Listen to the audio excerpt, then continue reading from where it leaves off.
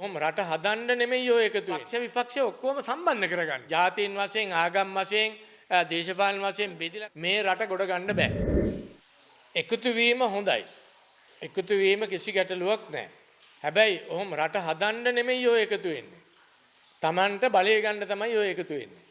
මේ රජයේ මම හිතන්නේ දැන් මේ රජයේ පළවෙනි වතාවට දැන් අවුරුද්දක් විතර වගේ වෙන්නේ. ඉතින් මේකට මම හිතන්නේ තව අපි ඇත්තටම කකුලෙන් අදින්න නැතුව මේ යන වැඩපිළිවෙල මම හිතන්නේ වැරදි තියෙනවා නම් විවේචනය කිරීම කාර්යභාරය. ඒක විපක්ෂීය කාර්යභාරය. ඉතින් ඒක නිසා මම කියන්නේ මේ සියලු දෙනාම එකට එකතු වෙලා රට හදන්න වැඩපිළිවෙලක් කටයුතු කරන්න. මේක මම කියන්නේ ජනාධිපතිතුමාගෙන් උනත් මම ඉල්ලන දෙයක් තමයි මේ පක්ෂ විපක්ෂ ඔක්කොම සම්බන්ධ කරගන්න. ඒගොල්ලන්ගේ අදහස් උපදහස් ගන්න. මොකද මේගොල්ලන්ට ඇත්තටම පූර්ණ අත්දැකීමකුත් නැහැ. ඇත්ත කතාව. ඉතින් සමහර තැන්වල මේගොල්ලෝ පාර්ලිමේන්තුවේම සමහර විට නා ගන්නවනේ. අපිට පේනවනේ සමාජ මාධ්‍ය තුල දකින්නවා. ඉතින් ඒක නා ගන්නකොට ජනාධිපතිතුමා එනවා පාර්ලිමේන්තුවට.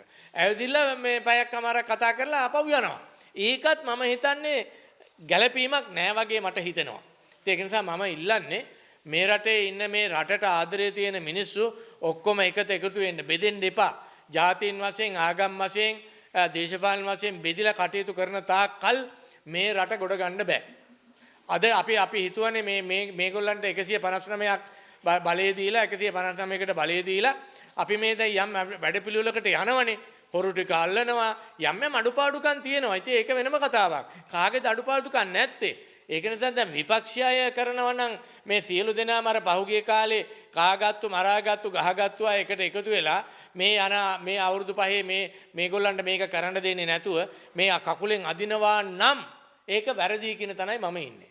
ඒ නිසා මම කියන්නේ ජනාධිපතිතුමාට මේ වටමේට සාකච්ඡාවක් පවත්වන්න. මේගොල්ලන් මේකේ සහයෝගය මේකේ ඉන්න හොඳ මිනිස්සු ඉන්න ඔක්කොම හොරු නෙමෙයි. හොරු කිව්වට හොරු කිව්වට මේ ඔක්කොම හොරකම් කරන්නේ නැහැ. කීප දෙනා තමයි හොරකම් කරන්නේ. හොරුන්ට දඬුවම් දෙන්න. මේ ඒවා ඔක්කොම ටික කරන්න.